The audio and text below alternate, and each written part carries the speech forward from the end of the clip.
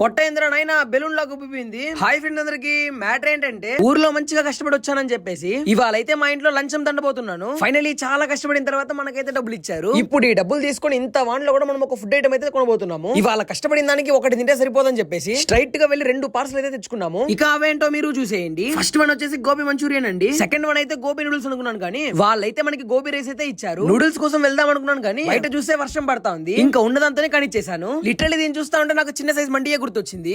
కంచమేంటి ఎంత ఉంది? అసలుకే నేను తెచ్చుకున్నది మా అమ్మ చూసేసింది. ఇంకా దీని కానీ తినకుండా కింద పారినానంటే నరుకుతారు నరుకుతారు నరికేస్తారు. అందుకని చెప్పేసి చాలా కష్టం మీద దీన్ని అయితే తిన్నాను. తిన్న వెంటనే నా పొట్టను చూడొచ్చు, బలూన్ లాగా ఉబ్బిపోయింది. అరిస్తే ఇంట్లో తంతారని చెప్పేసి నోరుని సైలెంట్ మోడ్ లో పెట్టుకుని బెడ్ మీద అయితే వాలిపోయాను. లిటరల్లీ నాకు ఇవాళ జరిగిన దానికి ఈ మూవీ క్లిప్పే నాకు గుర్తొస్తా ఉంది. ప్లీజ్ మీరైతే వెళ్లే ముందు ఫాలో సబ్స్క్రైబ్ చేసుకో వెళ్ళండి.